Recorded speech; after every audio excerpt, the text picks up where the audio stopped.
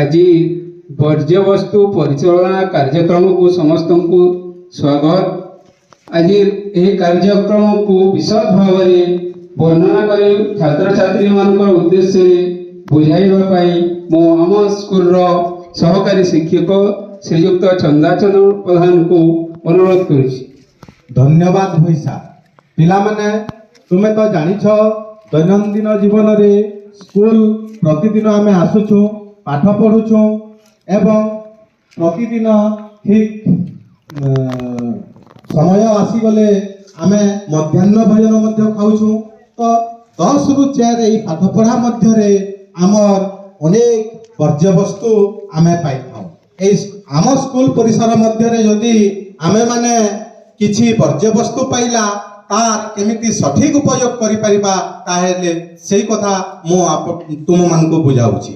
ତ ପ୍ରଥମଟା ଯେଉଁ ଦେଖୁଛ ପିଲାମାନେ, ଏଇ ଶାଗୁଆ ରଙ୍ଗର ଡଷ୍ଟବିନ୍, ଏହାକୁ ଅର୍ଗାନିକ ୱେଷ୍ଟ ଜୈବ ବର୍ଜ୍ୟବସ୍ତୁ ଡଷ୍ଟବିନ୍ ବୋଲି କହିବା।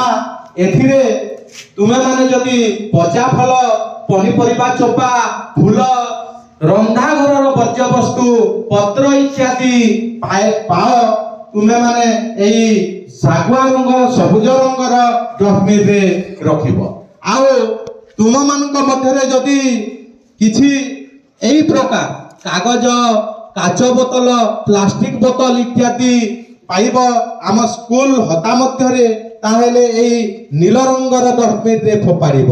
ଏହାକୁ ରିସାଇକ୍ଲେବୁଲ ମେଟେରିଆଲ୍ସ ବା ପୁନଃଚକ୍ରଣ ଯୋଗ୍ୟ ବର୍ଜ୍ୟବସ୍ତୁ ବୋଲି କହିବା। କାରଣ এই ମଧ୍ୟରେ ରଖିଥିବା ତୁମର ବର୍ଜ୍ୟବସ୍ତୁକୁ ଆମେ ପୁଣି ଥରେ ବ୍ୟବହାର ଉପଯୋଗୀ କରିପାରିବା।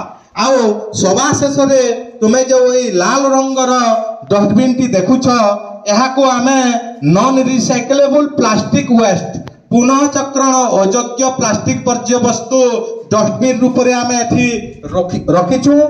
ତୁମେ ଯଦି ଏଇ ସ୍କୁଲ କ୍ୟାମ୍ପସ ମଧ୍ୟରେ ବ୍ୟବହୃତ ବ୍ୟାଟେରୀ, ଭଙ୍ଗା କାଚ, ଡାକ୍ତରୀ ବର୍ଜ୍ୟବସ୍ତୁ, ପଲିଥିନ୍, ବିପଦପୂର୍ଣ୍ଣ ବର୍ଜ୍ୟବସ୍ତୁ ପାଅ, ତାହେଲେ ତୁମେମାନେ ଏଇ ଲାଲ ରଙ୍ଗର ଡଷ୍ଟବିନରେ ରଖିଦେବ।